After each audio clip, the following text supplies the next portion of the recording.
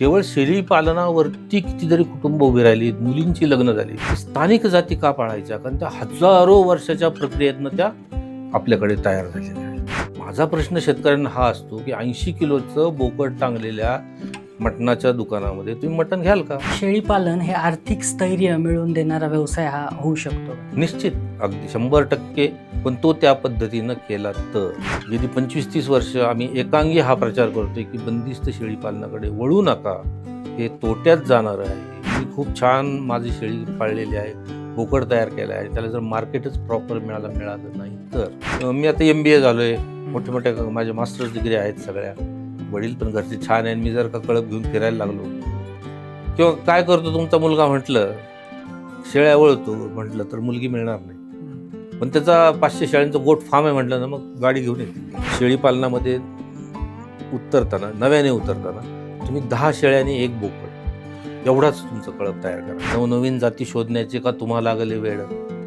तुमच्या घरच्या स्थानिक जातीला जगात नाही थोडं. ऐक बळीराजा ठेव भरोसा, थोडा निसर्गावरी, तुझ्या दारात वाढली चांगली तीच जागा. नमस्कार शेतकरी मित्रांनो, कृषी विजन या यूट्यूब चॅनलमध्ये तुमच्या सगळ्यांचं मनापासून स्वागत. शेळीपालन हा आपल्या सगळ्यांचा जिव्हाळ्याचा विषय. ग्रामीण भागात तर शेळीपालन हा पारंपरिक पद्धतीने हा व्यवसाय चालत असतो. अल्प गुंतवणुकीत हा व्यवसाय करता येतो. त्याचबरोबर शासनाचं देखील त्याला आर्थिक सहकार्य मिळत असतं. त्यामुळे मोठ्या प्रमाणावर तरुण वर्ग आधुनिक शेळीपालनाकडे वळत आहे. परंतु आधुनिक शेळीपालन करत असताना मोठ्या प्रमाणावर आर्थिक फसवणुकीला शेतकरी वर्गाला सामोरे जावं लागतंय. त्याचं कारण चुकीचं मार्गदर्शन, योग्य नियोजनाचा अभाव या सगळ्या गोष्टींमुळे. त्यामुळेच शाश्वत शेळीपालन या विषयावर आज चर्चा करण्यासाठी आपण स्टुडिओत आमंत्रित केलं आहे वरिष्ठ निवृत्त शास्त्रज्ञ डॉक्टर संजय मंडकमाले सरांना. सर हे अखिल भारतीय समन्वयित संगमनेरी शेळी सुधार प्रकल्प, महात्मा फुले कृषी विद्यापीठ राहुरी या ठिकाणी कार्यरत होते. सरांचा 40 वर्षांपासून दुग्धशास्त्र आणि पशुसंवर्धन या विषयात त्यांचा अभ्यास आहे. त्यांच्या अनुभवाविषयी आपण आजच्या या पॉडकास्टमध्ये माहिती घेणार आहोत. व्हिडिओ हा अत्यंत महत्त्वपूर्ण होणार आहे, त्यामुळे व्हिडिओ शेवटपर्यंत पाहायला विसरू नका. आणि तुम्ही जर कृषी विजन या यूट्यूब चॅनलला सबस्क्राईब केलं नसेल तर नक्की सबस्क्राईब करा. नमस्कार, मी सुजित आणि तुम्ही पाहत आहात कृषी विजन.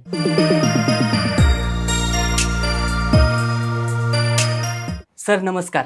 नमस्ते सर, सोप्या भाषेत आपल्या शेतकऱ्यांना सस्टेनेबल गोट फार्मिंग अर्थात शाश्वत शेळीपालन म्हणजे काय आणि त्याची गरज आजच्या या सिच्युएशनला का जास्त पडत आहे? खरं पाहिलं तर कृषी हा जो विषय आहे आपला, मी नेहमी सांगत असतो की कृषी पशुपालन हा आमचा पोट भरायचा फक्त धंदा नाही आहे, हा आमच्या संस्कृतीचा एक भाग आहे. म्हणजे आता पूर्वी जर आपण बघितलं, आपली कृषीप्रधान संस्कृती हा शब्द वापरतो.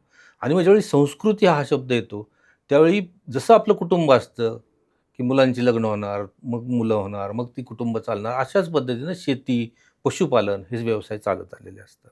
आणि शेळी पालन आणि कोंबडी पालन हे 2 व्यवसाय असे आहेत की आपल्या संस्कृतींनी महिलांना आर्थिक स्थैर्य यावं, त्यांना स्वतःचं काहीतरी उत्पन्नाचं साधन असावं.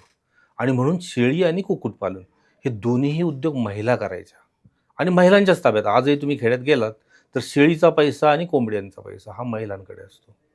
आणि ह्या महिला काय करतात, ह्या खूप मोठ्या प्रमाणावर भांडवल तयार करतात. म्हणजे मी खूप कुटुंब अशी बघितलीत की त्या महिलेनी पतीच्या निधनानंतर म्हणा किंवा कौटुंबिक परिस्थिती खालावल्यावर म्हणा की ती कुटुंब सावरलेली आहेत. केवळ शेळी पालनावरती कितीतरी कुटुंब उभी राहिली, मुलींची लग्न झाली. आणि खूप मोठा खेड्यातलं जे सोन्याचा व्यवहार जर तुम्ही बघितला बारकाईनं तर हा महिला करतात आणि तो शेळी पालनावरती करतात. मग अशा पद्धतीनं शेळी पालनातनं खूप मोठ्या प्रमाणात फायदा होत असताना किंवा तो अडाणी शेतकरी की ज्याला तंत्रज्ञान, आधुनिक वगैरे शब्द माहीत नाहीत, तो जर जास्त उत्पन्न मिळवतो तर मग माझे तरुण उद्योजक पुढे येतात आणि ते ह्या उद्योगात फसतात. आणि म्हणून मी कुठल्याही प्रकारे आधुनिक, त्याला ट्रान्सफरेबल, हायली मॉडिफाईड किंवा असे शब्द न वापरता शाश्वत, सस्टेनेबल, की जे टिकलं पाहिजे, कायमस्वरूपी टिकलं पाहिजे, की ज्यातनं अव्याहत तुम्हाला पैशाचा किंवा ज्या तुमचे हे आहेत तो फ्लो चालू राहिला पाहिजे. आणि म्हणून मी शाश्वत या शब्दावरती जास्त जोर देतो की तुम्ही कुठलंही तंत्रज्ञान वापरा, ते शाश्वत असलं पाहिजे. खूप आधुनिक केलं, खूप छान वाटतं बघायला, छान शॉवर पडतायत, शेळ्या धुतल्या जात आहेत, ॲटोमॅटिक सगळं छान दिसतं ना. पण ते दिसायला असतं आणि जे फक्त दिसायला असतं ते पाहून पाहणाऱ्याचं पोट भरतं, पण मला उपाशी राहावं लागतं. बँकेचे लोन साचलेले असतात, व्याज साचलेलं असतं, थकलेलं असतं आणि मग तो तरुण थकतो.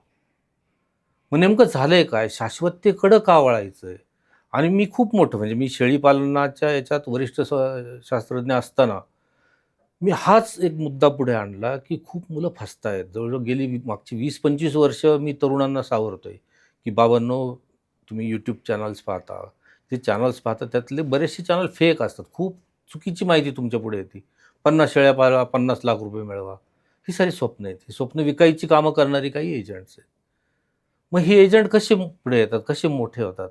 तर एक जनरेशन किंवा तुमचंच जनरेशन आपण घेऊया, की हे जनरेशन असं झालेलं आहे, की हे शहरात वाढलंय, शहरात शिकलंय आणि चांगली पदं, चांगल्या पदव्या त्यांनी मिळवलेल्या आहेत. हाय-फाय राहिलेत लहानपणापासून. गावाकडे वडिलोपार्जित आजोबांची, पणजोबांची, खापर-पणजोबांची शेती आहेत, की जिथं वेड्या-बाबळी उगवल्यात. हा मुलगा शिकलाय, पण त्याला नोकरी नाहीये. दिशाहीन झालेला आहे.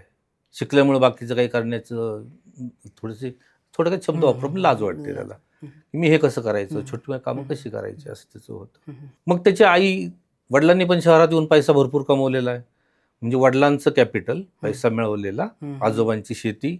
मग आई किंवा कोणीतरी त्याला भावंड एखादं किंवा मित्र एखादा सुचवतो, "अरे आपली गावाकडे शेती आहे, तिथे जा आणि मग गोट फार्मिंग कर." आणि इथेच प्रश्नचिन्ह निर्माण होतं. ज्यावेळी तुम्ही गोट फार्मिंग हा शब्द वापरता ना, तिथे तुम्ही फसता. आणि मग माझ्यासारखे काही तज्ज्ञ असतील किंवा स्वतःला तज्ज्ञ म्हणवणारे असतील, ते तुमच्याकडे येतील, "अरे असं-असं आहे आणि मग ही जात खूप छान आहे आणि मग तिला इतकी पिल्लं होतात आणि मग वर्षात एवढं उत्पन्न मिळतं."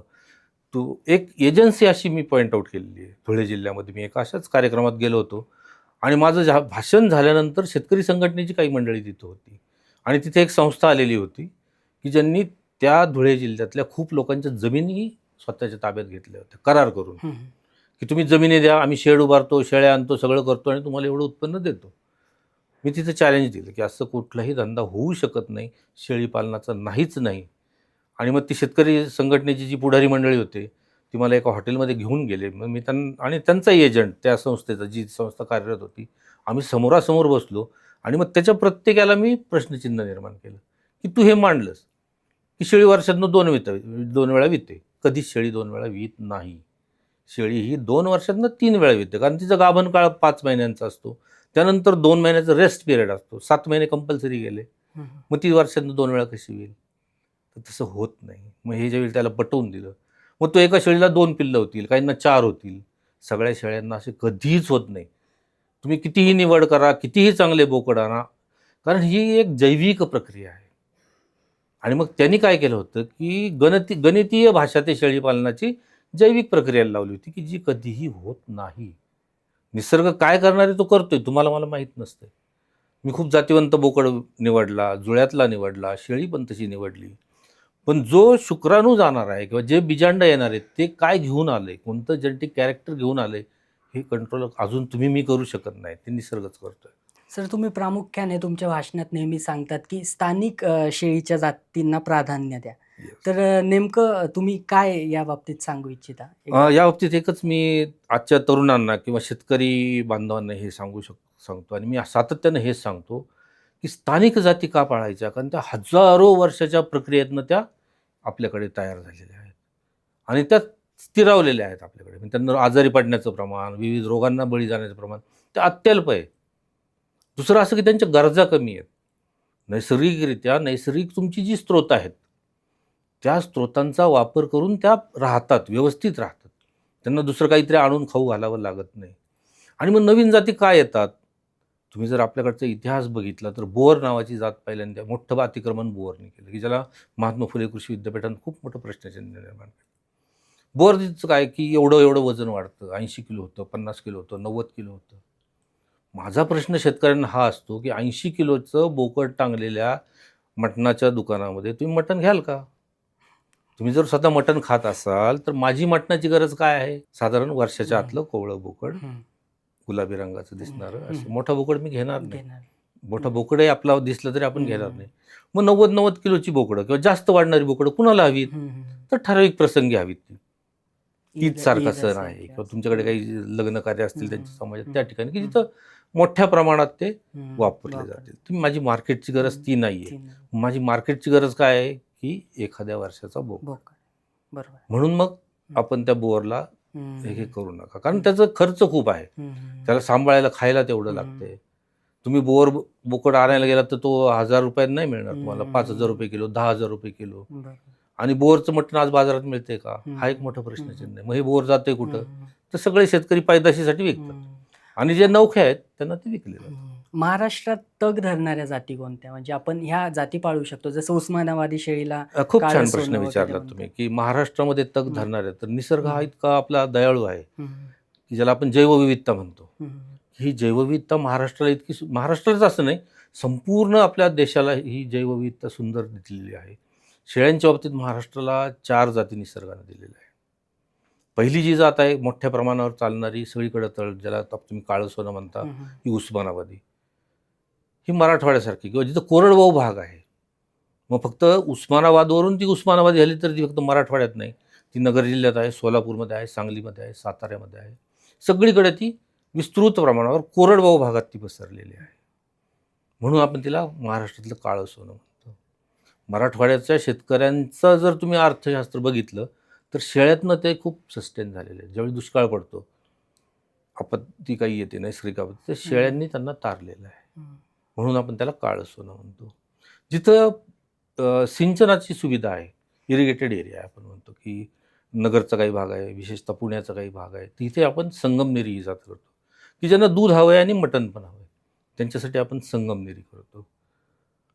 तिला आपण मिल्क क्वीन ऑफ महाराष्ट्र म्हणतो की दुधाची राणी आपल्या ते महाराष्ट्रातले आहे. कोकणामध्ये कोकण कन्याळ म्हणून, म्हणजे जिथे दलदलीचा प्रदेश आहे, ह्युमिड वातावरण आहे, पाऊस आहे, तिथे कोकण कन्याळ म्हणून केलं. तिला आपण सागर कन्या म्हणतो की समुद्राच्या काठाकाठाने ती वाढते, म्हणून आपण तिला सागर कन्या असं तिला उपमा दिलेली आहे. आणि सगळ्यात हॉट जो आहे, उष्ण प्रदेश आहे आपला विदर्भातला, की 45-50 डिग्रीपर्यंत जाते आणि तिथेही तग धरून राहणारी शेळी ती बेरारी जातीची आहे की जिला आपण अग्निशिखा म्हणतो, की त्या उष्णतेतही ती तग धरते आणि आपलं उत्पन्न चालू ठेवते. तर अशा ह्या महाराष्ट्राला 4 जाती आपल्याला निसर्गाने दिलेल्या आहेत. शेळीला the animal without food and shelter म्हणून ओळखलं जातं. मग ह्याच शेळीसाठी लाखो करोडोचे गोठे आपण आजकाल पाहतो. तर हे काय आहे? तुम्ही याबद्दल काय सांगाल? खूप छान तुम्ही प्रश्न विचारला. जिथं तुम्ही लाखो करोडोंचे गोठे पाहता, मी तिथं जातो आणि त्याला चॅलेंज देतो. आधी सूचना देतो की बाबा गोठ्यावरती शेळ्या खर्च करू नकोस. कारण तुम्हाला आठवते की गांधीजींनी शेळीला उपमा दिली गरिबाची गाय. त्यांना श्रीमंताची गाय नसती तयार करता आली का?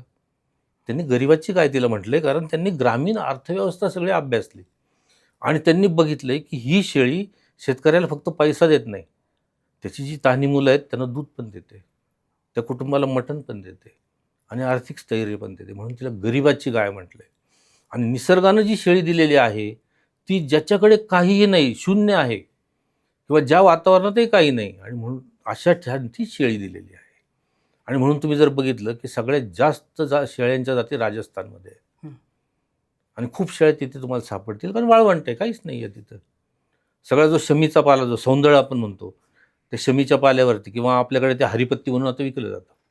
महाराष्ट्राने खूप मोठं मार्केट राजस्थानला दिलेलं आहे तेवढ्या बाबतीत, शेळ्यांसाठी पण आणि याच्यासाठी पण. तर हे आपण मार्केटिंग करतो तिथं. ते अगदी झिरो फार्मिंग, ज्याला काही शून्य खर्च करून ते शेळ्या पाळतात. आणि म्हणून आपण असं म्हणतो की शेळी ही जी आहे the animal without food without shelter. तिला काहीही लागत नाही, तिला घरही लागत नाही, कारण तिच्या मालकालाच घर नसतं. मग शेळीला कोण गोठा देणार? म्हणून ती झाडाखाली बांधली तरी चालते, दारापुढं बांधली तरी चालते. आणि खूप बिकट परिस्थिती आली तर तो शेतकरी आपल्या स्वतःच्या जवळ घेतो घरात. अगदीच खूप धोधो पाऊस आला आहे, काहीतरी गारा पडत आहेत, काहीतरी होतं, तो आपल्या घरात घेतो. त्याच्या घरचा तो हे असतो, एक कौटुंबिकला घटक असतो शेळी म्हणजे. आणि म्हणून animal without food without shelter असं मी त्याला उपमा दिलेली आहे. की तिला काहीही लागत नाही, जेवढं तुम्ही गोठ्यात जास्त खर्च कराल तेवढे तुम्ही डब्यात जाल. हे अगदी ठामपणे मी सांगतो की गोठ्यावरती अजिबात खर्च करू नका.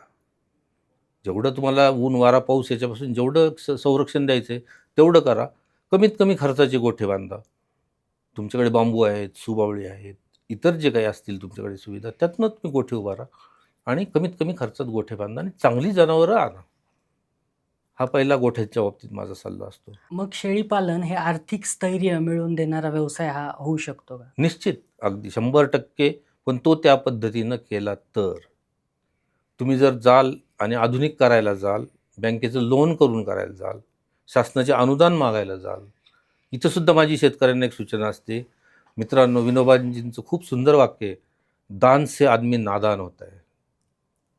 आणि म्हणून मी जे माझ्याकडे येतात की शासनाचे काय अनुदान आहेत का? आहेत, अनुदान शासन देतं, शासनाची योजना आहेत, पण आम्हाला नाही जायचं. आणि का नाही जायचं? तर शेळीपालन, मेंढीपालन हे जे व्यवसाय आहेत ना, हे आमची एक जी कम्युनिटी आहे, धनगर समाज आहे, ज्याला आम्ही धनगर म्हणतो, धनाचा आगर आहे तिथे, की जी कम्युनिटी कधीही कुणापुढेही हात मागत पसरत नाही, मला ही मदत द्या. त्याच्या उत्तर त्यांच्याकडे एवढा पैसा असतो. तुम्ही जर आज ग्रामीण भागात बघितलं, जमिनी विकायला निघाल्या आणि त्या जमिनी कोण विकत घ्यायचं जर बारकाईनं बघितलं, तर हा धनगर समाज त्या जमिनी विकत घेतो. एवढा पैसा त्यांच्याकडे असतो, पण तो आपल्याला दिसत नाही. तुम्ही जर एकेका धनगराचं पशुधन बघितलं, इथं सुद्धा पशुधन शब्द वापरलाय आपण, कारण ते धनच आहे. एक एक मेंढी आज जर 10-10 हजाराची असेल तर त्याच्याकडे 200 मेंढ्या असतात. केवढं कॅपिटल आहे त्याच्याकडे, आहे की नाही? म्हणजे ती मोबाईल बँक आहे त्याची. जसं तुमच्या माझ्या खिशात ATM कार्ड आहे, तसं त्याच्याकडे ती मेंढी नेली, बाजारात विकली, पैसा मोकळा केला, त्याचा उदरनिर्वाह सुरू झाला. आणि म्हणून हे जे अनुदान आहेत, हे याला मी नक्कीच विरोध करतो, की याच्या बाबतीत तुम्ही लावू नका. हा शेळी पालकाने स्वयंभूच राहिलं पाहिजे. म्हणून मी सुरुवातीलाच उदाहरण दिलं, की आर्थिक स्थैर्य महिलांनी दिलं. हां, महिलांनी स्वतःच्या कुटुंबाला शेळीपालन करून आर्थिक स्थैर्य जर दिलेलं असेल, तर माझा तरुण उद्योजकतेच्या नावाखाली बँकेचं लोन करतो आणि मग अनेक गणितं मांडून फसत जातो. तर इथं असं व्हायला नको आहे. आणि म्हणून हा 100% शाश्वत पैसा देणारा व्यवसाय आहे, मात्र तो त्या मार्गाने केला तर. शेळीच्या खाद्याविषयी सर काय सांगाल? म्हणजे कमीत कमी बजेटमध्ये जर आपल्याला खाद्य शेळीला पुरवायचं असेल. शेळीचं खाद्य हा जो प्रकार आहे ना, तर शेळीला खाद्य लागतच नाही. निसर्ग किती सुंदर आहे बघा.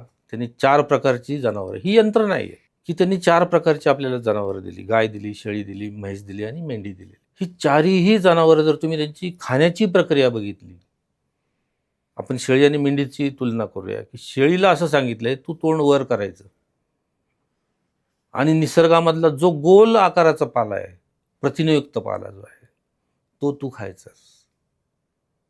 मेंढीला त्याच्या उलटं सांगितलंय, की तू खाली वाकून, जमिनीलगत वाकूनच खायचंय आणि लांब, म्हणजे ज्याच्यात कर्ब म्हणतो आपण, हा जो चारा आहे, सिरियल्स, म्हणजे गहू, ज्वारी ह्या याच्यातले जे आहेत गवतं लांब पात्याची, तर हाच चारा तू खायचा जमिनीलगतचा. म्हणजे त्या दोघी एकाच रानात चरत असताना एकमेकीशी स्पर्धा करत नाहीत. शेळ्यांसाठी झाडं झुडपं आहेत आणि तशी पूर्ण यंत्रणा, पचन संस्थाच तिची अशी बनवलेली निसर्गाने, की तिच्या लाळेपासून, जिभेपासून सगळी यंत्रणा दिलेली. मी जर काट्याच्या फांदीतनं किंवा बाबळीच्या झाडाचा पाला काढायला गेलो तर आपल्या हाताला ओरखडे येतील, पण त्याच झाडाचा पाला शेळी आपल्या जिभेने अत्यंत सुंदर रीतीनं, कुठेही काटा लागत नाही तिला, डोळ्याला लागत नाही, कानाला लागत नाही, कुठेही नाही, जीभ लांब करते, बरोबर पाला टिपते आणि काट्यातनं लिंबाचा पाला एक खाते. लिंबाचा कडू आहे तो, तोही पचवते ती. यात काय आहे की यात मोठ्या प्रमाणात टॅनिन आहे, की जे तुम्ही, मी, गाय, म्हैस हे पचवू शकत नाही. ती फक्त शेळी आणि शेळीच पचवू शकते, कारण तिच्यात जी लाळ असते, त्या लाळामध्ये विशिष्ट प्रकारचे हार्मोन्स दिलेले आहे. म्युसिन म्हणून नावाचं जे प्रथिन दिलेलं आहे, की ते टॅनिन जास्तीत जास्त प्रमाणात तोंडातच तिचं डायजेस्ट होतं. ही प्रक्रिया कुठल्याही जनावरात नाही. आणि मग जर निसर्गाने तिला हे दिलेली आहे ताकद, तर आपण तिला दुसरं खाद्य का द्यायचं? बरोबर आहे. माझ्याकडे खूप तरुण मुलं येतात आणि म्हणतात की आम्ही हायड्रोपोनिक्स करणार आहोत, हायड्रोपोनिक. ॲझोला लावणार आहोत, ज्याला मी कडाडून विरोध करतो. हायड्रोपोनिक्स काय आहे ही संकल्पना? की ज्यांच्याकडे जमीनच नाही, जमीन 8 महिने बर्फाच्छादित आहे, पेरायलाच जमीन नाही, त्यांना हायड्रोपोनिक ठीक आहे. एका पाईपमध्ये. हां, त्यांना जमीनच नाही ना, मग त्यांनी करावं पाण्यावर. आमचं उलट आहे, आमच्याकडे जमिनी ओसाड पडलेल्या आहेत ना. खूपदा असं पण म्हणतात, आम्ही ज्यावेळी जातो त्यावेळी असे म्हणलं जातं की आता चराऊ रानं राहिलेली नाहीत, पूर्ण राहिलेली नाहीत. मग मी त्यांना सांगत असतो की बाबांनो, असं नाही आहे, तुम्ही बारकाईनं बघा. आपल्या गुजरातमधनं किंवा याच्यातनं येणारी काही भाकरवाल मंडळी आहेत बघा, की जी गीर जातीची मोठी कळप, तुम्ही जर गेलात कुठल्याही साखर कारखान्याकडे, तर मोठ्याच्या मोठ्या अगदी रस्त्याने तुम्हाला दिसतील, बसने प्रवास करताना मोठ्याच्या मोठे कळप घेऊन फिरतात. अगदी तुम्ही कर्नाटकापर्यंत ही मंडळी भेटते. मग जर तुमच्याकडे चरायला जागा नाही, ह्या एवढ्या मोठ्या प्रमाणात गायी चरतात कुठं? हा प्रश्न आपण कधी विचारलाय का हम्म, हम्म, स्वतःला? बरोबर. तर हा प्रश्न आपण विचारला नाही. म्हणजे चरायला जागा नाही किंवा चरणं नाही असं नाही आहे. मला चरायला न्यायची लाज वाटते, हा बेसिक प्रश्न आहे. आणि म्हणून शेळ्यांच्या खाद्यावरती विचार करताना कमीत कमी प्रमाणात, मग शेळ्यांना काय घालायचं? तर दुय्यम पदार्थ, तुमच्या शेतातले दुय्यम पदार्थ. मुळात प्राणी हे दुय्यम पदार्थ खाण्यासाठी बनवलेले आहेत. हायड्रोपोनिक्सचं ज्यावेळी उदाहरण देतो, तर निसर्गाने काय केलं, की एक मक्याचा दाणा मी लावला. मग त्या मक्याच्या दाण्यातनं काय होतं? 200 दाणे तयार होतात तुमच्या माझ्यासाठी, की जे माणसानं खायचे. हम्म, एक मधलं काड तयार होतं जे जनावरांनी खायचं. खालची मुळं तयार होतात, त्याचे अन्न जमिनीने खायचं, खत म्हणून ह्युमस होऊन त्याचं तयार होईल ते. हम्म, ही जर नैसर्गिक आहे, तर मी काय करतो, की मक्याचा दाणा घेतो आणि छान एक 8-9 इंचाचा तो हायड्रोपोनिक्सचा प्लांट तयार करतो, खायला घालून टाकतो, संपलं. एका मक्याच्या दाण्याची ताकद मी किती कमी केली, की जे 200 दाणे मला मिळणार होते, एक काड जनावराला मिळणार होतं, खत जमिनीला मिळणार होतं. ही नैसर्गिक प्रक्रिया मी थांबवली, की ज्याची गरज नाही. आणि म्हणून मी तोट्यात जायला लागलो. दुसरं एक आहे, की हायड्रोपोनिक्सला खराब चालत नाही. आम्हीची जनावरं हे अशी आहेत, की जे मी खाणार नाही ते त्यांना द्यायचं आहे. म्हणून त्याच्या खाद्याचा विचार करताना तुमच्या शेतातले दुय्यम पदार्थ त्यांना द्या. मग त्यात गव्हाचा काड असेल, भाताचा पेंडा असेल, शेळीच्या बाबतीमध्ये सोयाबीनचा भुसा आहे, तुरीचा भुसा आहे, हरभऱ्याचा भुसा आहे, की जो आपण फेकून देणार आहोत किंवा पूर्वी पेटवून देत होतो आपण. तर हा सगळा शेळीचं खाद्य आहे. ते वर्षासाठी तुम्ही साठवून ठेवा. त्या सीझनमधनं गोळा करा आणि ती शेळीला खाऊ घाला. शेळ्यांना झाडपाला द्या. बाभळीचा पाला द्या, लिंबाचा पाला द्या. तुमच्या शेतामध्ये दुहेरी उपयोगाची झाडं लावा. दुहेरी उपयोगाची म्हणजे कसं, की मी शेवग्याचं झाड लावलं. शेवग्याचा पाला शेळ्या खातील, शेंगा मी खाईल. इतर काही फळझाडं आहेत, त्याची फळं मी खाईल, शेळ्या पाला खातील. हादग्यासारखं झाड आहे, पाला जो फुलं आहेत भाजी बनवून मी खाईल, त्याचा पाला शेळ्याला देईल. शेवरीसारखी झाडं बांधाने लावा, की ज्याचं सरपणमाला होईल, पाला शेळीला होईल. तर अशी दुहेरी उपयोगाची झाडं तुम्ही शेळ्यांसाठी लावा. शेळ्यांसाठी स्वतंत्र म्हणून खाद्याची कुठलीही व्यवस्था किंवा चांगली जमीन शेळ्यांसाठी कधीही वापरू नका, कधीही सोडू नका. जे तुमच्याकडे बरड जमीन आहे तिथं बाभळी लावा, सौंदड लावा, म्हणजे शमी जे आपण गणपतीला वाहतो, गणपती दिवसात त्याची झाडं लावा आणि त्याच्यापासून तुम्ही शेळ्यांना झाडपाला द्या. शेळी आपली 70 ते 80% भूक ही झाडपाल्यावरती भागवणारी. तिची नैसर्गिक ती भूक आहे. आणि तुम्ही जर का तिला हायड्रोपोनिक्स आणि इतर द्यायला लागलात, की तिला जुलाब सुरू होणार आहे, हे ठरलेलं आहे. आपण आता लसीकरणाच्या बाबतीत बोलूयात. शेळीला लसीकरण वर्षातनं म्हणजे काय त्याचं काही आहे का गणित? त्याचं एक स्वतंत्र कॅलेंडर आहे आणि लसीकरणाच्या बाबतीत शेतकऱ्यांनी विशेषतः आता जो PPR नावाचा आजार आलेला आहे, तर PPRचं लसीकरण पशुवैद्यकाच्या सल्ल्यानं करायचं आहे. आपण दाखवलेले चार्ट किंवा हे दाखवून किंवा पाहून असं करायचं नाही. तर आंत्रविषार आणि PPR ही 2 लसीकरणं शेळ्यांच्या बाबतीत अत्यंत महत्त्वाची आहेत. तर ती शेतकऱ्यांनी केलीच पाहिजे लसीकरणं. आणि दुसरं जे आहे, की जी गोचिड, पिसवा वगैरे जे आहे, गोचिड. त्यांचाही बंदोबस्तासाठी शेतकऱ्यांनी लक्ष दिलं पाहिजे. म्हणजे मग शेळ्यांचं जे शोषण किंवा अन्नद्रव्याचं जे शोषण होतं बाह्यपरोपजीवीचं, ते थोडंसं टळलं जाईल. सर, बंदिस्त शेळीपालन, अर्धबंदिस्त शेळीपालन किंवा मुक्त संचार शेळीपालन. तर शेळीपालन एखाद्या शेतकऱ्याला करायचं असेल तर कोणतं शेळीपालन हे महत्त्वपूर्ण आहे? ह्याच्याबद्दल महात्मा फुले कृषी विद्यापीठात आम्हीच 3 वर्ष एक प्रयोग राबवला. 3ही पद्धतीनं आम्ही शेळीपालन केलं आणि कुठलं पशुपालन, शेळीपालन कसं फायदेशीर आहे हे शास्त्रशुद्धरित्या आम्ही पटवून दिलेलं आहे. आणि त्यात बंदिस्त शेळीपालन याच्यावरती आम्ही फुली मारलेली आहे. गेली 25-30 वर्ष आम्ही एकांगी हा प्रचार करतोय, की बंदिस्त शेळीपालनाकडे वळू नका, हे तोट्यात जाणारं आहे. जे कोणी बंदिस्त शेळीपालन करतायत किंवा ज्यांचे गोठे तुम्ही बघताय, YouTubeवरती बघत असाल किंवा इतर सोशल मीडियावरती बघत असाल, मोठे गोठे, व्हिडिओज ते शेळी पालक नाहीत, ते शेळी विक्रेते आहेत. म्हणून ते काय, that is got trading, not गोट फार्मिंग. ती मंडळी काय करतात, की तुमच्याकडनं 25% रक्कम घेतात, कुठतरी शेळ्या बुक करतात, स्वतःच्या गोठ्यात महिना 2 महिने आणून ठेवतात आणि तुम्हाला ते पुरवतात. त्याला ट्रेडिंग म्हणायचं, त्याला पालन म्हणायचं नाही. अच्छा, म्हणजे तुमचं ठाम मत झालंय. अगदी म्हणजे म्हणजे माझ्या गुरूंनी पण तेच सांगत गेले, माझी दुसरी पिढी आहे तेच सांगते आणि तिसरी पिढी तुमच्यासारखी ज्यावेळी येईल अनुभवाने सिद्ध झालेली, ती पण सांगेल मी फसलोय बाबा, हे करू नकोस. आणि म्हणून तुम्ही जर पूर्वी बघितलं असेल अगदी एस टी स्टँडच्या टॉयलेटमध्ये सुद्धा असायचं शासनमान्य बंदिस्त शेळीपालन प्रशिक्षण वर्ग, एवढं एवढं शुल्क, या तुम्ही बंदिस्त शेळीपालन करायला. पण नाही, ते सगळं खोटं आहे. मांडलेली गणितं चुकीची आहेत. ते ट्रेडर्स आहेत. ते सरळ सरळ तुम्हाला जनावरं विकतात. मग ते 1000 रुपये किलो. साधा माझा प्रश्न असतो, तुम्हाला ज्यावेळी मार्केटमध्ये उतरायचं, तुम्हाला स्पर्धक कोण आहे? आज 99% शेळीपालन हे चराऊ पद्धतीनं केलं जातं आणि 1-2% कोणतरी बंदिस्त पद्धतीनं करतात.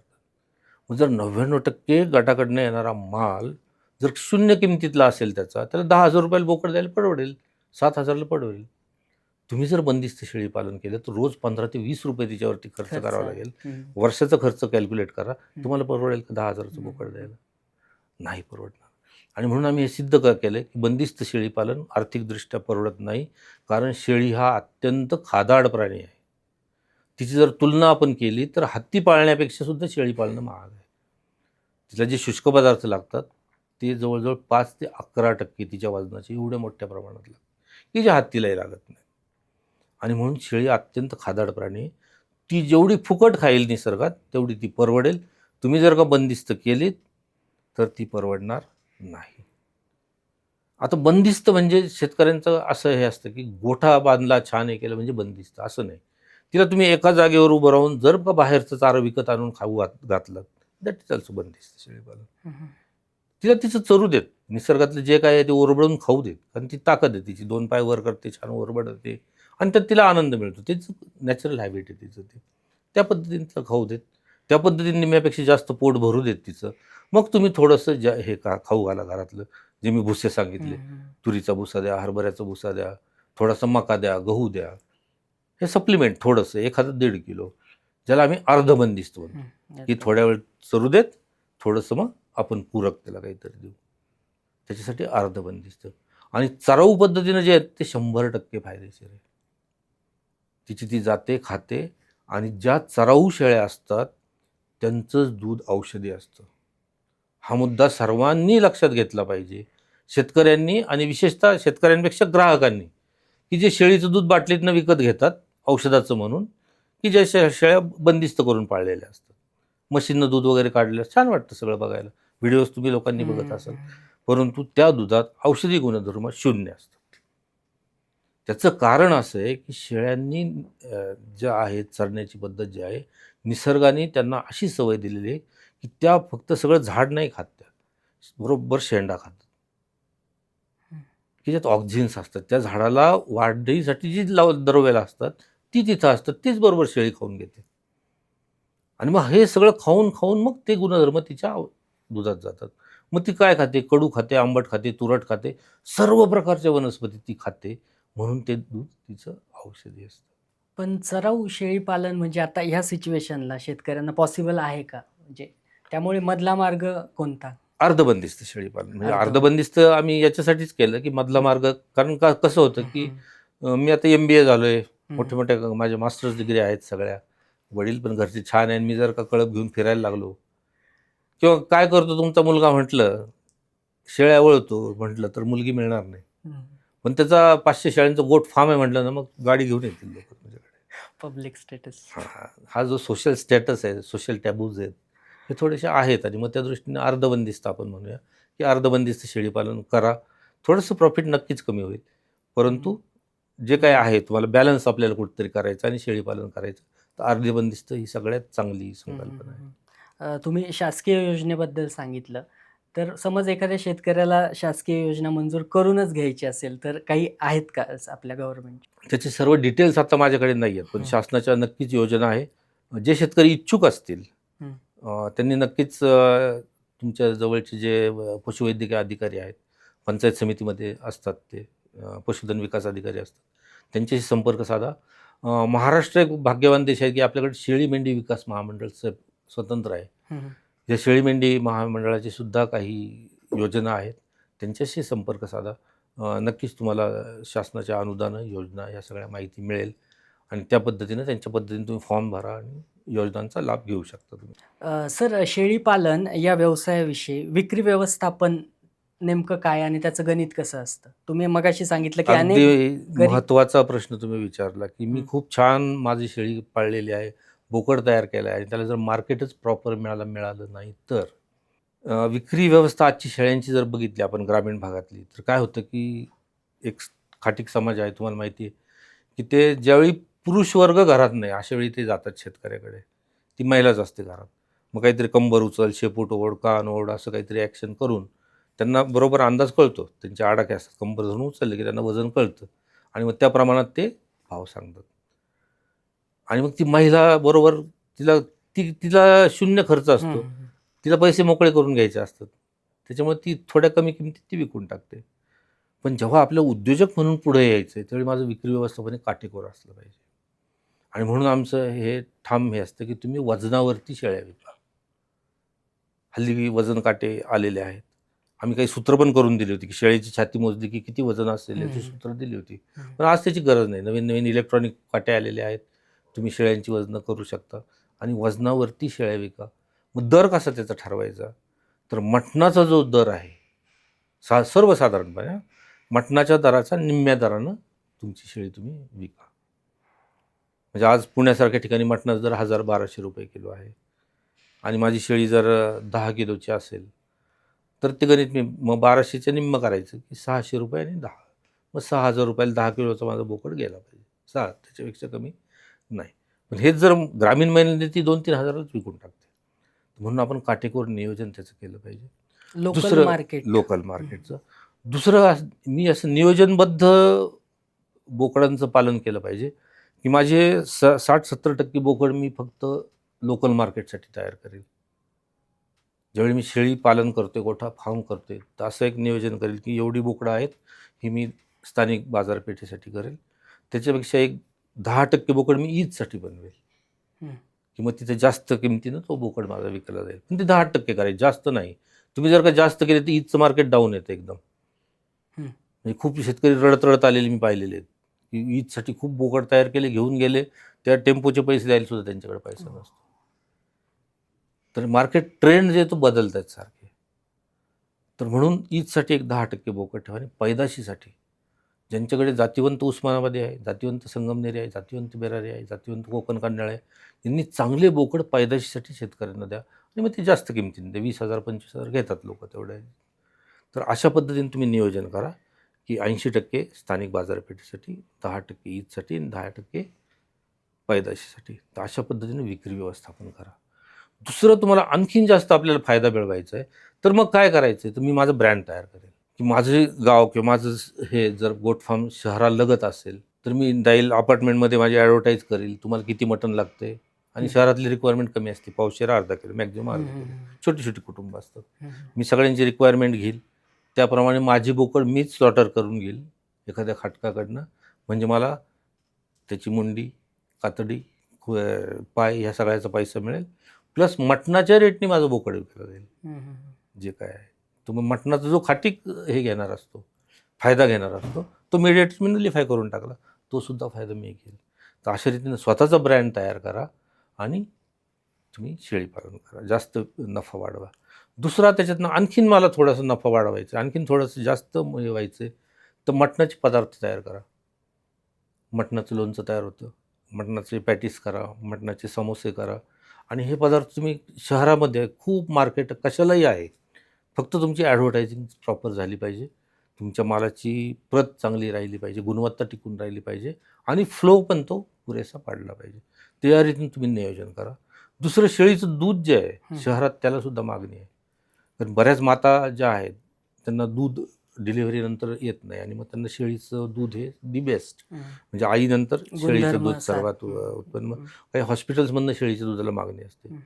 काही काही आजार असे आहेत, मलेरिया किंवा डेंग्यू वगैरे अशा आजारांमध्ये की शेळीचं दूध पिलं की ते आजार लवकर बरे होतात. त्यावेळी दुधाचा दिल्लीला 3-3 हजारापर्यंत लिटरपर्यंत भाव त्याचे गेलेले आहेत.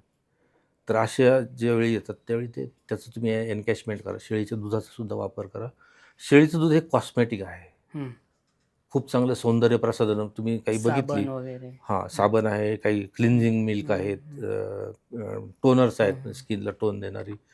तुम्ही जर बघितली याच्यावरती गुगलवरती जाऊन बघितलं तर खूप तुम्हाला शेळीच्या दुधाचे कॉस्मेटिक्स सुद्धा तुम्हाला मिळतील. तर अशी सौंदर्य प्रसाधनाकडे सुद्धा तुम्ही वळू शकता. हे एक नवीन संकल्पना. आणि एक नवीन संकल्पना मी तरुण मुलांना सांगितलेली आहे की बाबांनो तुम्ही असे गट तयार करा आणि मोबाईल व्हॅन तयार करा, हं. सेलिंग व्हॅन तुमची की ज्यात बोकड असतील हं. एक कंपार्टमेंटमध्ये, एक कंपार्टमेंट स्लॉटरिंग हे असेल आणि दुसऱ्या लास्ट कंपार्टमेंटमध्ये डिलिव्हरी असेल तुमची. फिरतं फिरतं फिरतं बाजारपेठ तुमची झाली पाहिजे. जायचं त्या अपार्टमेंटला मी बुधवारी येतं, बुधवारी बरोबर तुमचं गिऱ्हाईक येईल. या अपार्टमेंटला मंगळवारी येतो, तुम्ही वार ठरवून घ्या इकडे इकडे येतो. आणि अशा रीतीने तुम्ही जर विक्री केलीत तुमच्या मालाची तर तुम्हाला प्रचंड पैसा शेळीपालनात मिळू शकतो. सर, समज माझं टार्गेट पुढची बकरी ईद आहे, तर त्या बकरी ईदसाठी मला बोकड पालन करायचं आहे, जो की मला भरपूर नफा मिळवून देईल अशा उद्देशाने. हो. तर त्यासाठी काय नियोजन करता येईल? त्याच्यासाठी बोकडाच्या लहानपणापासूनच तुम्हाला नियोजन करावं लागतं. ईदसाठी 2 प्रकारचे बोकड असतात. त्याला त्यांच्या भाषेत ते अंडूळ वापरतात आणि एक खच्ची वापरतात. म्हणजे ज्याला खच्ची केलेलं असतं किंवा जो खच्ची न केलेला असतो, असे दोन्ही प्रकारचे असतात. तर हे तुम्ही ठरवायचं की तुम्ही खच्ची केलेले बोकड विकायचेत की हे करायचे. आणि याचं नियोजन तुम्ही वर्ष तर आधी म्हणजे आत्ताची जी पुढची वर्षाने ईद येईल त्यासाठी मी आत्ताच बोकड तयार करून ठेवले पाहिजे. ह्या त्यांचे काही क्रायटेरिया ठरले. त्याला कुठे जखम नसावी, कुठे कान फाटलेला नसावा, शिंग तुटलेली नसावी. तर त्या दृष्टीने हे तुम्हाला नियोजन करावं लागेल. आणि बोकडांना तुकतुकीत कसं ठेवता येईल आणि मग तुकतुकीत ठेवायसाठी काय करायचं, तर वर्षभर त्याला काही लोक खूप खाऊ घालतात. म्हणजे अगदी काजू बदाम खाणारे बोकड मी पाहिलेत, गुड्ड्याचे बिस्किटं खाणारे बोकड पाहिलेत, बाटलीचं दूध पिणारे बोकड पाहिलेत. इतकं आपल्याला त्या बोकडांचं हे करून नफा फारसा मिळत नाही त्याच्यामध्ये. फॅन्सी टूल म्हणून ते होतं तयार, पण आपल्याला तसं नाही करायचं. तर त्याच्यासाठी काय करायचं, की खाद्य जे आहे त्याचं प्रमाण थोडंसं वाढवायचं. म्हणजे नॉर्मल शेळीला जसं मी तुम्हाला सांगितले, की गव्हाचा भुसा घाला, हे घाला, ते घाला. पण त्याच्या जोडीला तुम्ही मका, गहू आणि शेंगदाण्याची पेंड, काही प्रमाणात सोयाबीन यांचा समावेश त्या खाद्यामध्ये करा. आणि मग त्यांची वजन वाढ जी आहे ती इतर बोकडांच्या तुलनेत दुप्पट तरी झाली पाहिजे, ह्याचं एक नियोजन करा. आणि मग त्याच्यासाठी काही टॉनिक्स तुम्हाला डॉक्टर देतील, ज्यात व्हिटॅमिन म्हणजे नावं मी सांगत नाही, पण ज्यात व्हिटॅमिन बी असेल, त्यांची भूक वाढेल, काही ॲपेटायझर्स असतील, ते सप्लिमेंट ते टॉनिक म्हणून पण तुम्ही वापरा. ते पण त्या बोकडांना द्या. आणि तुमचं बोकड वर्षात 50 किलोच्या पुढे कसं जाईल याकडे तुमचं नियोजन असलं पाहिजे. या दृष्टीने तुम्ही प्लॅनिंग करा. सर, शेळी पालनामध्ये खत निर्मिती कशी होते? शेळीपालनामध्ये खत जे आहे, तर मी तुम्हाला सांगितलं की निसर्गाने एक शेळीला वरदान दिलं. शेळी ही गाईसारखं शेण देते का? नाही देत. मग निसर्गाने तिला काय ताकद दिली, तर ती लेंडी देते बारीकशी. आणि ही लेंडी जर वाळल्यावर तुम्ही बघितली तर तुमच्या 2 बोटात तुम्ही कितीही दाबली तरी ती फुटणार नाही, अत्यंत कडक होऊन जाते. आणि म्हणून आधुनिक याच्यात जे म्हणतो ना युरिया बिकेट, युरियाच्या अशा छोट्या छोट्या गोळ्या करून त्या विकतात, त्यांना युरिया बिकेट म्हणून विकल्या जातात. तर ह्या लेंड्या ज्या आहेत ना, ह्या अशा फर्टिलायझरचं बिकेट आहे, त्या निसर्गाने तयार केलेला. आणि ही इतक्या सुंदर रीतीने कार्य करते की तुम्ही ही लेंडी तुमच्या कुंडीमध्ये टाकली तर ती हळूहळू हळू ती फुटत जाते. मग त्यातली जी नायट्रोजन किंवा इतर जी द्रव्य आहेत, अन्नद्रव्य, ते हळूहळू त्या तुमच्या झाडाला उपलब्ध होतात. आणि म्हणून ग्रामीण भागात असं म्हटलं जातं की लेंडी खत एकदा शेतात टाकलं की 3 वर्ष खत घालावं लागत नाही. याचं कारणच हे आहे की त्यातनं जी अन्नांश जमिनीकडे जातो तो हळूहळू जातो. म्हणून शक्यतो लेंडी खत ॲज इट इज विका. दुसरं जे आहे ते लेंडी खतापासून तुम्ही गांडूळ खत तयार करा. गांडूळ खत तयार करून सुद्धा तुम्ही फर्टिलायझर्स वगैरे बनवू शकता. नंतर लेंडी, मूत्र हे सगळं एकत्र करून आता सेंद्रिय शेतीची संकल्पना पुढे येते. तर ह्या सेंद्रिय शेतीसाठी सुद्धा अशा प्रकारची खतं मोठ्या प्रमाणावर तुम्हाला लागतील. तर मूत्राचा सुद्धा वापर कसा त्या खतामध्ये करता येईल, तर जो काही वेस्ट चारा शेळ्यांचा जातो ना, त्याचं रात्री बेडिंग तयार करायचं शेळ्यांच्या खाली. जे तुमचा गोठा आहे त्या पूर्ण गोठ्यात वाळलेला चारा जो आहे वाया जाणारा, हा सगळा पसरून ठेवायचा, की जेणेकरून रात्री जे काही तिचे ड्रॉपिंग्स असतील, युरिन असेल, लेंड्या असेल, हे असेल, ते सगळं त्याच्यात मिक्स होईल आणि त्याचं कंपोस्टिंग चांगलं, म्हणजे शेळीचं कंपोस्ट एक व्यवस्थित तयार होईल, की ज्याच्यात सगळ्या पद्धतीनं तिचा कुठलाही भाग वाया जाणार नाही याच्यात. तर अशा पद्धतीने तुम्ही खत व्यवस्थापन शेळ्यांच्याकडून करू शकता. सर, शेळी पालन करत असताना माद्या आणि नर यांचं प्रमाण कसं असावं? म्हणजे माद्या आणि नर, मुळात नर हा जो आहे हा विक्री म्हणजे कापून खाण्यासाठी जन्माला येतो. परंतु पैदाशीसाठी 30 शेळ्या आणि 1 बोकड हे सफिशियंट होतं, किंवा 20 शेळ्या 1 बोकड. साधारण 2 वर्ष 1.5 वर्षाचा बोकड असेल तर तो 20 ते 30 शेळ्यांना पुरेसा होतो. आणि एक एक्स्ट्रा स्पेअर म्हणून, की याला काही इंजुरी झाली किंवा थोडासा थकवा आला तर दुसरा बोकड पण एक असावा. त्यामुळे 30+2 ठेवलेलं चांगलं, किंवा 20+1 असं ठेवलं तर तुम्ही चालू शकेल. शेळीपालन हा उद्योग जर उभारायचा असेल तर त्याचं काही प्रशिक्षण कुठे आपल्याला मिळतं का? निश्चितपणाने मिळतं. शेळीपालनावरती प्रशिक्षण देऊन व्यवसाय करणारी बरीच मंडळी आहे. तर अशा व्यावसायिक प्रशिक्षकांकडे आम्हाला जायचं नाही आहे. 1 दिवसाचं, 2 दिवसाचं किंवा हं, काही रेसिडेन्शियल कॅम्प घेतात. हं, हं. त्यांचे गोट फार्म असतात. मी सांगितलं हं, गोट हं, ट्रेडर्स जे हं, आहेत, हं, त्यांचे पण ते प्रशिक्षण घेतात. हं. परंतु अशा ठिकाणी प्रशिक्षण घ्यायचं नाही आहे आम्हाला. तर शासनाच्या ज्या संस्था आहेत, म्हणजे आता पशुवैद्यकीय महाविद्यालय आहे किंवा पुण्यासारख्या ठिकाणी शेळीमेंढी विकास महामंडळ आहे, गोखलेनगरलाच ते आहे. त्यांच्याकडे नियमितपणे प्रशिक्षण चालतात. त्यांच्याकडनं घ्या. कृषी विद्यापीठं आहेत. जिथं पुण्यामध्ये ॲग्रिकल्चर कॉलेज पण आहे, कृषी महाविद्यालय पण आहे पुण्यामध्ये. तर त्यांनी त्या ठिकाणी जाऊन म्हणजे कृषी महाविद्यालय, पशुवैद्यकीय महाविद्यालय, शासनाच्या संस्था म्हणजे पशुसंवर्धन विभाग जो आहे, हा सुद्धा प्रशिक्षण वर्ग आयोजित करत असतो नियमितपणे. तर त्यांच्याशी संपर्क साधून तुम्ही प्रशिक्षण वर्ग घ्या आणि शासनाच्या योजना किंवा शासनाचे प्रशिक्षण वर्ग अशा ठिकाणातून ऑथेंटिक प्रशिक्षण तुम्ही घ्या. जर तुम्ही दुसरीकडे प्रशिक्षण घ्यायला गेलात, तर तिथं काय होईल, की मग कंडिशन्स येतात, माझ्याकडचे जनावरं घे, माझ्याकडचं खाद्य घे, माझ्याकडची हरिपत्ती घे. तर अशा ठिकाणी प्रशिक्षण घेऊन अजिबात तुम्ही शेळीपालन करू नका. तर सरकारी जे आहेत, शासनमान्य नाही, सरकारी जी कॉलेजेस आहेत, महाविद्यालय आहेत, कृषी महाविद्यालय, पशुवैद्यकीय महाविद्यालय आहेत, शेळीमेंढी महामंडळ मी सांगितलं ते आहे. शेळीमेंढी महामंडळाचं जवळजवळ 10 जिल्ह्यात 10 सेंटर्स त्यांचे आहेत. त्यामुळं संपूर्ण महाराष्ट्र ते कव्हर करतात आणि नियमितपणे प्रशिक्षण चालू असतात. यात मग तरुण असतील, ग्रामीण भागातले असतील किंवा ज्यांना उच्च शिक्षित मंडळी पण असतील, त्यांनाही प्रशिक्षण घ्यायचं आहे. सकाळचा समूह आहे आपला, सकाळचं पुण्यामध्ये ते सुद्धा प्रशिक्षण शेळी पालनावरती घेतात. या उपरांत जर तुम्ही गट तयार केले, तर महात्मा फुले कृषी विद्यापीठात जो अखिल भारतीय समन्वित शेळी संशोधन प्रकल्प आहे, तर या प्रकल्पांतर्गत सुद्धा तुम्ही जर 30 लोकांचा गट घेऊन गेलात आणि सांगितलं आमच्यासाठी प्रशिक्षण असं आयोजित करा, तर तिथेही 3 दिवसाचं, 8 दिवसाचं, 15 दिवसाचं गरजेप्रमाणे तुमचं प्रशिक्षण वर्ग घेतला जाईल. मजात वर्गवारीसुद्धा केली जाईल. समजा तुम्ही शहरी मंडळी आहात, मग तुम्ही शेळीपालन कशा प्रकारे केलं पाहिजे, त्या पद्धतीने तुम्हाला प्रशिक्षण दिलं जातं. ग्रामीण भागातली काही मंडळी आहेत, वयस्कर मंडळी आहेत किंवा काही लोक आता निवृत्त झाले आणि मग गावाकडं सेटल व्हायला जातात आणि मग ते पण असं त्यांनाही माहीत नसतं काही तर त्यांच्यासाठी सुद्धा अशा वेगळ्या गटानुसार म्हणजे महिलांचं गट असेल, सुशिक्षित बेरोजगारांचं गट असेल, शहरी तरुणांचं गट असेल, तर त्या गटाच्या गरजेनुसार सुद्धा प्रशिक्षण वर्ग असे आयोजित केले जातात. सर, नव्याने शेळीपालन जर करायचं असेल तर किती भांडवल या शेळीपालनासाठी लागतं? मी नेहमी सांगत असतो की शेळीपालनामध्ये नव्याने उतरताना तुम्ही 10 शेळ्यांनी 1 बोकड एवढाच तुमचं कळप तयार करा. मग हळूहळू तुम्ही टप्प्याने वाढवा. परंतु सुरुवातीला 10 शेळ्यांनी 1 बोकडाने तुम्ही सुरुवात करा.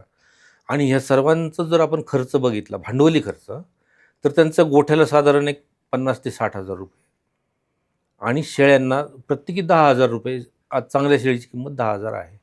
10,000साठी ते 1,00,000 रुपये आणि 20,000चा बोकड. तर असं 1,20,000 जनावरांच्यासाठी, 70,000 ते 80,000 गोठ्यासाठी असे 2,00,000 रुपये आणि मग इतर तुमचं रेग्युलर खाद्य जो आहे, तर हा रिकरिंग ज्याला आपण म्हणतो, की हा खर्च जो चालू असतो. तर जर का तुम्ही बंदिस्त केलं ना, तर एका शेळीला 20 रुपये खर्च येतो. म्हणून मी ते करायचं कधीच सांगत नाही. अर्धबंदिस्त जर केलं, तर एका शेळीला 7 ते 8 रुपये खर्च येतो खाद्यावरती. तर तसा तो खर्च तुम्ही हे केलात, तर फार तर 2-2.5 लाखात तुम्ही शेळीपालन व्यवसाय सुरू करू शकता आणि मग 2 वर्षांनी हळूहळू टप्प्याटप्प्याने त्याच भांडवलातून येणाऱ्या उत्पन्नात तुम्ही वाढवत जा. विशेषतः निवृत्तीनंतर येणारी जी मंडळी, त्यांना मी एक सल्ला देत असतो, की निवृत्तीनंतर जो आलेला पैसा आहे ना, तो शेळ्यांमध्ये अजिबात गुंतवू नका. जो छोटासा आहे, की 2-1.5 लाख रुपये तुम्ही ते शेळ्यांमध्ये घाला आणि त्यातनं तुम्ही उत्पन्न काढायला सुरुवात करा. तरुण उद्योजक जे कॅपिटलिस्ट आहेत, भांडवलदार, की खूप पैसा आहे, 1 कोटी, 2 कोटी, 4 कोटी आहेत त्याच्याकडे खर्च करायला, त्यांनासुद्धा मी हाच सल्ला देतो, की तुला करायचं आहे तर तू गोठ्याचं प्लॅनिंग करून ठेव. तुझ्याकडे जमीन आहे, हे आहे. कारण गोठे वारंवार बांधणं होणार नाही. तर त्या दृष्टीने, परंतु एक गोठा मोठाच्या मोठा 100 शेळ्यांचा, 200 शेळ्यांचा असा कधीच बांधू नका. 50 शेळ्यांचे असे लॉट करून अंतरावरती वेगळे गोठे बांधा आणि मग 50चे एक लॉट आधी सुरुवातीला तयार करा आणि मग हळूहळू टप्प्याने एक गोठा भरत जा तुम्ही. 5-7 वर्षात तुमचं 1,000-1,500 पर्यंत स्ट्रेंथ जाऊ शकते ती. पण हे टप्प्याटप्प्याने जा. एकदम जर तुम्ही गेलात ना, तर तुमच्याकडे शेळ्यांमध्ये खूप आजार येतील. आणि मग ते तुम्हाला ते एक तर नवीन तुम्ही असता आणि मग घाबरून जातो माणूस एकदम. तर अशा दृष्टीनं कमीत कमी याच्यातनं सुरुवात करा आणि मग हळूहळू तुम्ही टप्प्याटप्प्यानं धंदा वाढवत जा. म्हणून मी 2.5 लाखाची मर्यादा दिली. 2.5 लाखांनी सुरुवात करा. आजच्या घडीला 2.5 लाख फार नाही आहेत. आणि निवृत्तांना सुद्धा मी हाच सल्ला दिला की निवृत्तीचा पैसा त्यात लावू नका. कारण जो आहे तो सेफ मनी सेफच ठेवा. 2.5 लाख फक्त खर्च करा त्याच्यासाठी. आणि कॅपिटलिस्ट हा महत्त्वाचा आहे की गोठे बांधताना टप्प्याटप्प्याने बांधा. हजारांचा किंवा 5,000चा गोठा कधीच करू नका. तो मॅनेजमेंटलाही हे होत नाही. 50-50 शेळ्यांचाच गोठा तुम्ही टप्प्याटप्प्याने करा. सर, जे तरुण शेतकरी आहे ज्यांना शेळी पालन करायचं तर त्यांना तुम्ही काय सांगाल? शेळी पालकांना मी 2-3 गोष्टी एक देतो. एक चारोळीचं सांगत असतो मी. पहिला नवीन जातीकडे वळू नका. त्याला मी सांगत असतो नवनवीन जाती शोधण्याचे का तुम्हाला लागले वेळ. तुमच्या घरच्या स्थानिक जातीला जगात नाही तोड. ऐक बळीराजा ठेव भरोसा थोडा निसर्गावरी. तुझ्या दारात वाढली चांगली तीच जात भारी. तेव्हा शेळ्यांच्या जाती बघत फिरू नका. तुमच्याकडच्या ज्या जाती आहेत तुमच्या घरी गावात जिकडं आहेत सोयऱ्यांकडे त्यांच्याकडच्या शेळ्या आणा, त्यांच्याकडच्या बोकड घ्या आणि शेळी पालनात उतरा. दुसरा सल्ला शेतकऱ्यांना मी देत असतो, शेतकरी बंधूंनो, कुठल्याही अनुदानाच्या कुठल्याही कर्जाच्या भानगडीत पडू नका. तुमच्याकडे जेवढे पैसे आहेत तेवढे लावा. 1 शेळी घ्या, 5 घ्या, त्याच्या 50 व्हायला वेळ लागत नाही. कारण त्या पटपट वित असतात. त्यांच्याकडनं तुम्हाला प्रजा मिळत असते आणि शेळ्यांची संख्या वाढत असते. हे दुसरं सांगत असतो. तिसरं सांगत असतो, शेळ्यांच्या गोठ्यावरती खर्च करू नका. जास्त खर्च शेळ्यांच्या गोठीवरती करू नका. आणि चौथी गोष्ट, शेळ्यांची विक्री व्यवस्थापन जे आहे ते स्वतः करा. वजनावरती शेळ्या विका. स्वतःचं शक्यतो मटण जर शक्य झालं तर ते विका. शेळ्यांचं दूध, शेळ्यांच्या लेंड्यांचा सुद्धा वापर करा. तुम्ही जर लेंड्या अशाच झाडून शेतकऱ्याला दिल्या, गाडीने विकल्या तर कमी पैसे मिळतील. त्याच्याऐवजी 1-1 किलोचे पॅक तयार करा आणि गार्डन फर्टिलायझर म्हणून त्याला एक ब्रँड तयार करा. त्याला तुम्ही ₹90 किलोपर्यंत लेंडी खत विकलं जातं. तर अशा रीतीनं मला कसा फायदा मिळता येईल याचं योग्य नियोजन करा, विशेषतः तरुण मुलांनी. आणि कुठेही हा व्यवसाय करताना मनात संकोच, लाज न बाळगता या व्यवसायात उतरा. नक्कीच तुम्हाला शेळीपालन हा व्यवसाय खूप मोठ्या प्रमाणात आर्थिक फायदा करून देईल. तर हे होते डॉक्टर संजय मंडकमाले सर, वरिष्ठ निवृत्त शास्त्रज्ञ. सरांनी आपल्याला अत्यंत परखड आणि महत्त्वपूर्ण अशी माहिती दिली. तुम्ही जर शेळी पालक असाल तर तुमच्याकडे कोणत्या जातीची शेळी आहे हे आम्हाला कमेंट बॉक्समध्ये सांगायला विसरू नका. भेटूया पुढील एपिसोडमध्ये नवीन विषयासोबत. तत्पूर्वी तुम्ही जर कृषी विजन या यूट्यूब चॅनलला सबस्क्राईब केलं नसेल तर नक्की सबस्क्राईब करा. सर, खूप खूप धन्यवाद. तुम्ही वेळात वेळ काढून इथे आलात आणि अत्यंत महत्त्वपूर्ण अशी आम्हाला माहिती दिली. त्याबद्दल धन्यवाद. कृषी विजनच्याही तुम्हा सर्व टीमचं मी मनपूर्वक आभार मानतो आणि सर्व शेतकरी बंधूंचेही मनपूर्वक आभार मानतो आणि त्यांना शुभेच्छा देतो की चांगल्या रीतीनं शेळीपालन करा. खूप खूप धन्यवाद. धन्यवाद.